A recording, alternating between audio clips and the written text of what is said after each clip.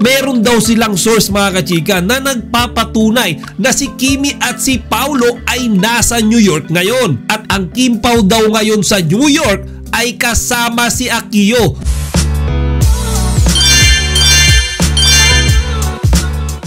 Magandang araw mga kachika, Rigel po ulit ang inyong Chika Patrol. Bago tayo magsimula mga kachika, inaanyahan ko muna kayong mag-subscribe dito sa ating munting channel para palagi kayong updated sa mga latest at nagtitrending na mga showbiz balita. Marami ang sabik na sa mga updates ng Kim Pao mula nga sa kanilang extended vacation ngayon sa USA.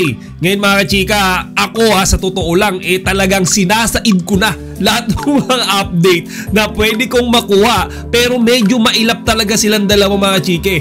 For some reason talagang medyo mahiwaga ngayon yung kanilang pagbabakasyon ng magkasama. Ngayon tanong nyo siguro mga chika, paano ko nalaman na magkasama? Kasi nga di ba kahapon lamang mayroon silang ibinigay sa ating ayuda kung saan makikita natin mga chika na magkasama si Kimi at si Paulo sa isang coffee shop somewhere sa United States. At this past few days mga kachika, it's a bit strange lalo na kay Kimi. Diba nasanay tayo na mayat maya meron siyang mga updates sa atin sa kanyang mga social media accounts. Pero ngayon mga kachika, wala siyang mga recent updates Diba? Kumbaga kung kay Paulo, sanay na tayo na talagang matumal lang yan mag-post. Pero si Kimi mga kachika, ano kaya yung pumipigil sa kanya na magbigay ng paayuda sa mga Kim Pao fans? Kung matatandaan nyo mga kachika, every time na nag-out of the country sila, si Kimi yung nagsishare sa atin ng kanilang mga videos na nagja-jogging,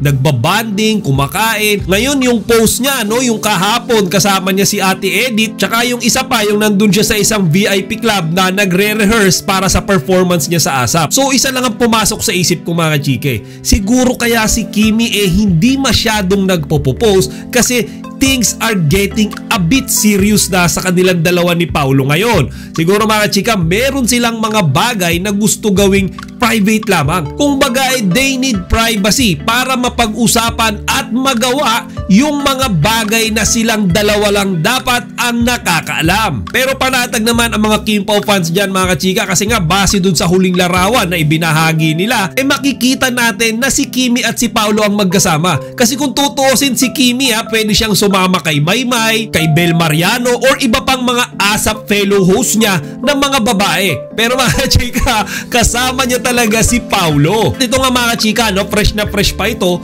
Alam nyo ba na ayon sa Abante Online, meron daw silang source mga kachika na nagpapatunay na si Kimi at si Paulo ay nasa New York ngayon. At ito pa mga kachika, ayon din sa source ng Abante, ang Kim Pao daw ngayon sa New York ay kasama si Akio, yung anak na lalaki ni Paulo Abilino mga kachika. Di ba napakasarap pakinggan yan? Kumbaga, merong source na nagsabi at hinihintay na nga lang daw nila mga kachika yung resibo para may ebidensya na eto ngang si Kimi at si Paulo ay binisita si Akio sa New York City. Lalo tuloy lumakas yung kutob ko mga kachika. Naalala niyo yung ipinost ni Paulo sa kanyang Instagram account, yung kasama niya doon yung anak niyang si Aki. Di ba bulong-bulungan nga nun si Kimi yung kumuha nung larawan nilang dalawa.